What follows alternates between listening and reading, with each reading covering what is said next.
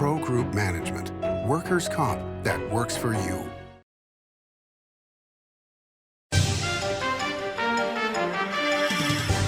Welcome to Nevada Newsmakers. On the broadcast today, Congresswoman Dina Titus from CD1. She's here for the whole show on an all-new Nevada Newsmakers.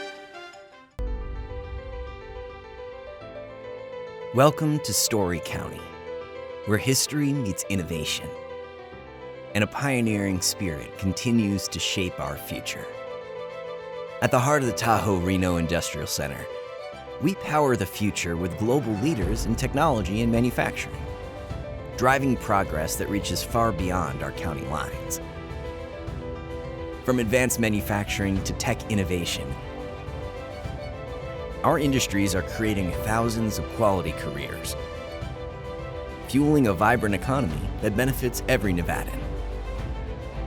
But it's more than just growth.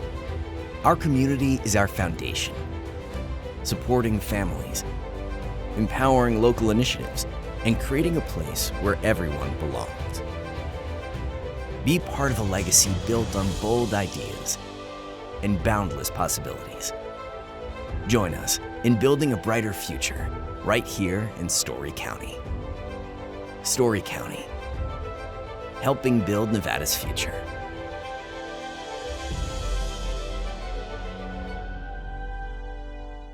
As you know, Reno is booming. Toll's development company is helping it grow with insightful design and development, building community with every project, adding beauty, adding excitement, emphasizing our shared humanity. Reno is becoming bigger. Toll's development is helping it become better, more livable, more enjoyable. To learn more, go to tollsdevelopment.com. tollsdevelopment.com. Save money and take transit. Did you know you can ride the bus all day for less than what it would cost you for a gallon of gas? Plan your trip now by going to rtcwashoe.com. This is Nevada Newsmakers with host Sam Shad, a no-holds-barred political forum. Now, from the Nevada Newsmakers broadcast headquarters, here is Sam Shad. And back on Nevada Newsmakers, we're always delighted to welcome back to the program Congresswoman Dina Titus from CD1. Pleasure to have you back on the program. Oh, it's always my pleasure. Thank you, Sam. So let's start out with a happy topic, which is when Congressman Amodei was on the program recently talking about the kerfuffle that occurred between the North and the South here. He said that you and he are still good friends, whether you believe it or not. Do you want to respond to that before we get started? Sure, and of course I do believe it. We've been friends for a long time, going back to the days in the state legislature, and I tend to defer to him on northern issues. That's why it was such a surprise when he came with that amendment to sell off land in Clark County without having talked to me about it. But we've talked since and joked about some of the things, and we'll continue to work together and still be friends. All right, so I'm glad to hear that. But let's talk about this. I mean, Las Vegas needs land. I mean, for affordable housing and for growth, et cetera. And I know that you've always wanted to see things go more vertical than horizontal as far as development goes. But I was talking to Ed Lawson, the mayor of Sparks, a couple of days ago, and he was saying that it's much more expensive to go vertical these days than it is to go horizontal. So that's one thing. But a few years ago, Clark County had the opportunity to get 1,000 acres from the federal government, and they turned it down. They said it wasn't enough. And here it looked like Congressman Amodei had the opportunity to help not only his constituents where there's a desperate need for extra land, but also for Las Vegas where there was a need for extra land. He said he had talked to Marilyn Kirkpatrick and Jim Gibson on the Clark County Commission. He talked to planners and others. What did he do that was so wrong that it caused the uproar that it did? Well, he didn't talk to any of his colleagues in the Congress, and he knows that we have other lands bills, and it's just a courtesy. I wouldn't come up there to Reno or Sparks and start picking out land to sell without talking to him or to some of the local stakeholders. Now, there was some suspicion that he had worked with some people kind of behind the scenes at the county level, but that certainly didn't reflect consensus of what we all thought was the way to do this. Now, there's several things wrong with the bill. You're right. I have always supported sustainable, smart growth and thought you should do infill before you did sprawl. But let's look at his amendment. First, it was land that was kind of scattered out around Clark County. So that would require a lot of infrastructure to be strung out there. And there was no provision for how you'd pay for that. Second, there was no guarantee in there, Sam, that this would be used for affordable housing. Just like there's no guarantee in the Catherine bill. It says that BLM will look at those applications, but that means nothing. So that wasn't going to be the silver bullet to solve that problem. Third, the biggest issue down here is water. You know, Lake Mead is at drought levels, and I thought there should be some guardrails in there that development should stop if you hit a certain level of water. And fourth, this was outside the Sniplama area. And, you know, that's from the original Harry Reid lands bill. So money from land sales would come back to Nevada. That money is used at Lake Tahoe. It's used for education. It's used for bike trails and hiking and conservation. We would be, without any of that, it would all just go to the National Treasury to help pay down for the tax breaks for the big corporations. So for all of those reasons, I was opposed to it. Let me ask you this, because Congressman Amodei raised this point as well, which was that, yes, absolutely, the Southern Nevada Public Lands Act has done wonderful things for the state, including Lake Tahoe, and not just in Southern Nevada. But it's been 30 years since Senator Reid put that together, and Nevada is the only one out of 50 states that has something like this. Is it possible that this is going to end at some point? Well, we hope not. I mean, we've been carrying the burden of all the federal land since we were created as a state. You know, we still have the most federal land, 86%. So if that is sold off, we think that Nevada should get some of the benefits. Now, certainly the federal government's looking for every little pot of money they can find, and that would include the SNPLMA money. And other states have been kind of jealous of it and have tried to put in place provisions of their own so they get some of the money back. But they aren't facing nearly the amount that comes to Nevada. And if you look at that original growth boundary that was established, and it's the boundary I used for my Ring Around the Valley bill, not one that I created, there's still a lot of land left for infill before you have to start sprawling out down I-15 or some other areas. Let me ask you this, though, because coming up in the next decade or so, you're going to see that airport going in at Ivanpah. And in addition to about 5,500 to 6,000 acres at Ivanpah, there's another 17,000 acres that is for all the things associated with that new airport. Aren't you going to see, despite a lot of people's hopes, because I mean, Tick Segerbloom, the chair of the Clark County Commission, would totally agree with you on sprawl, but aren't you going to see basically a city being created down the 15? Well, you'll see more development, I'm sure, and you're going to also have Brightline, and there will be development around the stations and the kind of the yard for Brightline. But that doesn't mean that has to be residential, which is what uses a lot of water and it needs a lot of infrastructure. So, you know, and some of that's already designated.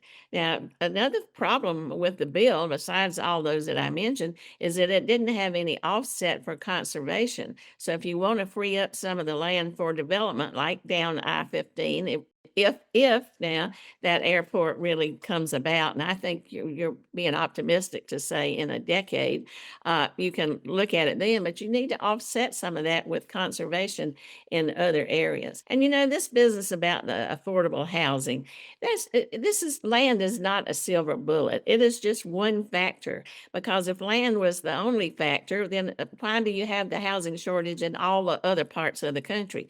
You've got supply chain, you've got workforce development. You've got a need for permitting reform. You could do tax incentives to build affordable housing. So there are a lot of other things that are part of that mix, not just land. The particular bill that's being done in Congress right now doesn't allow for all those other things that you were referring to be a part of it. And what Congressman Amodei had said on this program was that his hope was to be able to go back after that portion of the bill was passed, if it does get passed, and then be able to say, okay, then that money that is coming from these lands would then be utilized in Nevada in various areas that you're referring to as part of the after package. Was that a non-starter for you, even the idea of that? Well, the likelihood of it is a non-starter. Once they pass it and get that money and sell that land, it's all about privatizing. Then they're not going to go back and go, oh, yeah, well, maybe we ought to let you have some of that money. Okay, so we got cut off there for a second with our Zoom connection, but I wanted to bring up the point that, Catherine Cortez Masto and Senator Jackie Rosen have both been trying to get lands bills passed and nothing has happened. Is this not a time when something is better than nothing, or is it better to just say, hold up your hands and go, no, let's just stop? Well, I say what we need to do is do it right. They've been trying to get that bill for 3 or 4 sessions at least. And it's because all the stakeholders aren't at the table and say, this is what we're going to do. Because then it's every different group starts picking it apart. The county wants this, the city wants that, the environmentalists want this, the developers want that, the tribes want this, So you need to be at the table together to put something forward so you can have concerted effort by all the groups and united support. And I support that. I support a lands bill. As you know, Congresswoman, Senator Cortez Masto has had a lands bill that she's been working on. Senator Rosen has a lands bill that she's been working on, but they haven't gotten anywhere at this point. Is it a question of just stopping right here, or, how do you want to proceed? Well, you're right. That's been pending out there for at least 3 sessions and has not made any progress. I support a lands bill, but I think you have to do it the right way. And the right way is to bring everybody at the table to come up with a proposal that has unified support. The way they've been doing it is behind closed doors and just handing you the bill at the end, and then people start to pick it apart. The county wants something, the city wants something, the tribes want something, the developers want something, environmentalists want something else. Get them all together in a room and comes with something that we can all get behind. I would certainly support that, and that's the way to make it happen. Does Nevada have the clout to be able to do that at this point? Well, we don't have a Harry Reid, that's for sure. But we've been able to get some things accomplished for the state, bring back money to the state. And if you present a united voice, I think you have more clout than if you're all over the place with people disagreeing within the delegation. Of course, since this all occurred, now there's a proposal from Mike Lee with 3.3 million acres of public land for sale. I'm sure that does not please you one bit. Well, it doesn't, and this is across all the West except for Montana. I think that's the noticeable thing. It was Montana Zinke on the House side who helped us across the aisle to kill the Amodei Amendment. Now they've tried to deal with his complaints and Dane's complaints by just taking Montana out of the mix. That still has to be put through what they call the bird bath. Does it meet the bird rule? Does it have to do with finances so it can be part of this bill that doesn't require 2/3? So we'll see. But even if the parliamentarian says it doesn't qualify, that doesn't mean that the Republicans won't just overrule the parliamentarian and push it forward. So we're waiting to see probably next week maybe where that is and how it's going to move or not. What did you think about Congresswoman Lee's concerns about the Lake Powell water line out of Utah? Well, there's some rumor that that'll impact water in Nevada, but that was primarily an Arizona issue. She teamed up with Arizona so she could have a piece of an amendment to get rid of Amodei's bill. It included Utah and Nevada in his bill, and I limited mine to what was impacting Nevada directly. Do you think that it makes sense for the Nevada delegation, all of you congresspeople and senators, to get together and have regular meetings, like once a week, once a month, to actually converse about these things? I think it makes a lot of sense. I don't think we've had one meeting since I've been back there, since Senator Reid was gone. But yeah, we absolutely should do that. All right, we have lots of other topics to get to. Let's take a break and we'll come right back with Congresswoman Dina Titus after this timeout. Like a traditional handmade basket, retail is woven into the fabric of life in Nevada. From big box to mom and pop, retail supports our communities in countless ways. Jobs for the disabled, team uniforms for kids, help for the elderly, and so much more. Retail employs over 1 in 10 workers. Retail supports Nevada, and we support retail. RANNV.org. Pro Group Management offers workers' comp services to a growing number of industries. As businesses grow and change with the times, the need for a solid workers' comp program must be flexible and up to date. The evolving nature of regulations can make staying ahead of complex tasks challenging. But Pro Group Management simplifies the work so your industry can move forward and succeed.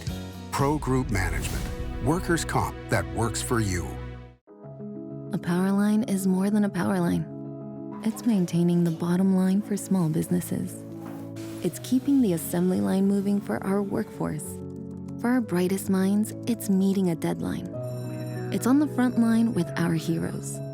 And on the sidelines of the biggest games. It's a direct line to our loved ones. And it's a lifeline for the most vulnerable. There's a lot on the line. Meet Nevada Health Link, Nevada's official health insurance marketplace. Your link to savings, selection, free assistance, and name brand health insurance, where 90% of enrollees lower the cost of their monthly premium. Everyone deserves access to quality health coverage, no matter your income or family size. Visit NevadaHealthLink.com. A few minutes could save you hundreds of dollars per month. Nevada Health Link. Our plans are made for your plans. This is Nevada Newsmakers. And back on Nevada Newsmakers, we continue our conversation with Congresswoman Dina Titus of CD1. You had brought up the Bright Line train, and you're on the Transportation and Infrastructure Committee. This looks like it's really going to happen after all these years and all these struggles of trying to get it done. And Bright Line has 100 acres at Warm Springs to be able to develop. It's going to be much more than just a train station, right? Oh, well, it will. You'll have a yard there to do repairs, and a station, an endpoint station, and other places where Brightline exists. In Florida, you've seen a lot of commercial development around the stations, and so it will foster that also, I think, in Nevada. Is it time, as the administration is pushing, to dump the California high-speed rail between San Francisco and LA? It just seems to be a giant money pit. It's stunning. Well, I think they have already made a move in that direction, but they did not do that in Nevada. They see Nevada as a real viable project, not like the one in California that's had money problems, construction problems, labor problems, jurisdictional problems. That's not the case in Nevada. We've already put together the labor agreements, already done the environmental studies, have contracts in place and ready to actually break ground. In fact, if we can do this in Nevada, and I believe we can, we got federal money, and it'll go start now from Southern California to Las Vegas, could go then to Phoenix, could go to Reno up to the Northwest. A lot of potential for growth once we prove it can be done. All right, let's take another break and we'll be right back. Fantastic cocktails and delicious food. It's a good time to eat. Over 500 hot slots plus electronic table games. It's a good time to play. Player rewards and big-time jackpots.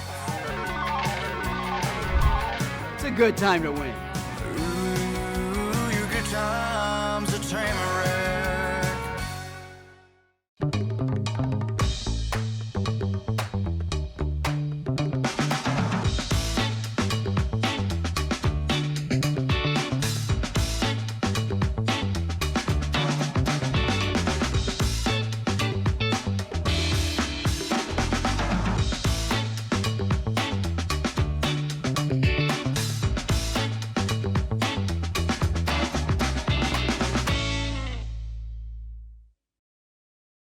The trucking industry is the most resilient link in the supply chain, moving 95% of our freight in the Silver State.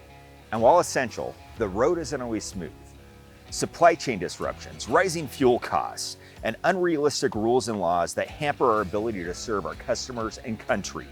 Our prosperity and every sector of the economy, manufacturing, mining, medicine, and food from farm to table, is tied to trucks. There's nothing without trucking. This is Nevada Newsmakers. And back on Nevada Newsmakers, we continue our conversation with Congresswoman Dina Titus of CD1. Rosemary Vasiliadis retiring. What did you think about that? That's been quite a career. Oh, it has. She's been a leader in aviation and tourism, not just for Nevada, but for the whole country, and has seen massive changes at the airport. We've worked with her because I'm on the aviation subcommittee of transportation to get money for expanding the airport. You're going to see a big expansion coming up. And just think of how she ran that airport and survived COVID. That was an incredible accomplishment. We'll miss her. But Sam, I'd like to go back to the train for a second. You know, I'm the ranking member on the subcommittee that deals with railroads. So we're going to keep an eye on things at Brightline through that subcommittee. But we're fixing to do the surface transportation bill, and that mostly focuses on highways. But we want to be sure that rail doesn't become kind of a stepchild of highways as we move forward. Well, what makes the most sense to me, at least, is doing what Brightline did with the train to Southern California, which is to build within the road corridors so they don't have to go through this whole other application process. Exactly, right where you've already done some of the environmental studies and some of the permitting, you can use that same right away, and that makes a lot of sense. Let me ask you about this. Well, first of all, you made a comment that kind of stunned me here, which is, and talking about Ivanpah, you know, whether I'm being an optimist or not, do you not think that that's going to happen? Well, that's something else I've been talking about for a long time. Now they're moving forward a little bit with some of the environmental studies, but it's very expensive to build a new airport, and it's also going to take some time. You've seen the airport down at Laughlin saying, look, we've already got the basics. Why don't you build it here instead of at Ivanpah? I think it will happen, but I think that the expansion here at McCarran is needed in the meantime. The proposal from Laughlin was a great move by the head of the airport at Laughlin, but it was immediately shot down because it's too far away. Is there pressure to not build at Ivanpah? Because I mean, there's not pressure to not build it, but there will be pressure to make it happen. You know, you've got to get all the permitting, get all the environmental things in place, get the money. You know, right now it's about how do you get some federal funding at a time when the federal government's cutting back on lots of grants. So you know, it's just going to be a challenge. It's not going to be easy.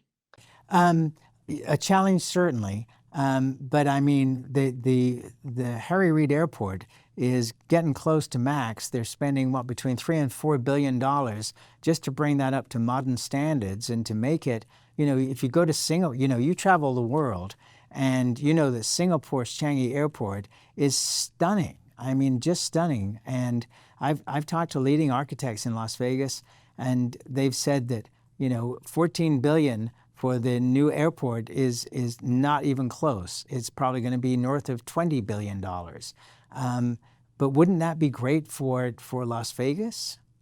Well, anything that helps with tourism will certainly be great, or it helps with freight because we import just about everything that we have here. So, yeah, a new airport would be great, but you nailed it, $20 billion, Sam. That's what you got to come up with. In the meantime, you've got to bring McCarran up to speed, building a new Reed up to building a new terminal. You can't just let it fall by the wayside while you look at something at Ivanpah. And, you know, people are pretty spoiled here in Las Vegas. This airport is just right in town. You land, you're on the strip practically. Now you're going to have to figure out transportation out to Ivanpah too. So it's not just when you land that vacation starts. You got to get here to Las Vegas. One of the things that's been discussed, because I've been following this for as long as you have. I can tell. Yeah, one of the things that's been discussed over the years was building light rail from Ivanpah into Las Vegas.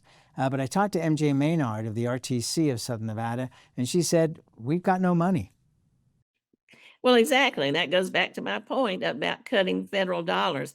They've talked about light rail in Southern Nevada before out to Henderson and Boulder City, and it just didn't really go anywhere. But you're going to have to find some kind of transportation to get people from that airport into town. So you're talking about a long range, very expensive project. Doesn't mean we shouldn't do it, but you just have to be smart about it. Let's talk about another topic here. We've got a couple of minutes left here. The price of gasoline is just going through the roof in California because of them shutting down refineries. And we're not even touching on what's going on in the Middle East right now. What do you think about the idea of pipelines from either Texas or Utah or both so that Northern and Southern Nevada have alternate ways to get fuel? Well, you're right. We are totally dependent on California, or almost, because we don't have any refineries in Nevada. So if the price of gas goes up there, then we are stuck to that market. Gas right now in Southern Nevada is not that expensive. It's about $3.39, I think. So it's been a lot higher than that in the past. But you're right, with what's happening in the Middle East, it could go up. If you build a pipeline, maybe that's the answer. I haven't heard anybody talking about that at the congressional level. But the thing is, once again, you just have to be sure it meets environmental standards. Let's talk about politics for a minute, if we may. Okay. Gavin Newsom, your choice to be the standard bearer for the Democratic Party going into the next election cycle?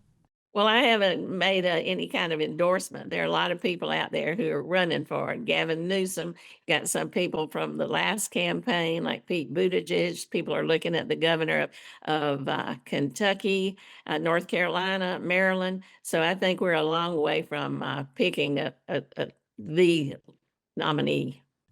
All right, so no thought that you're going to give an early endorsement there. Congresswoman Titus, always a pleasure to see you. Thank you so much for doing this. We really appreciate it. Well, thank you for having me. I hope to see you soon. All right, you got it. Bye-bye now, and we'll be right back. The Nevada Builders Alliance has been protecting the interests of the construction industry for over 50 years. Our programs save members thousands of dollars every year and allow them to provide much-needed benefits to their employees. Our industry also allows Nevada to grow. If you're thinking about a career in the construction industry, reach out.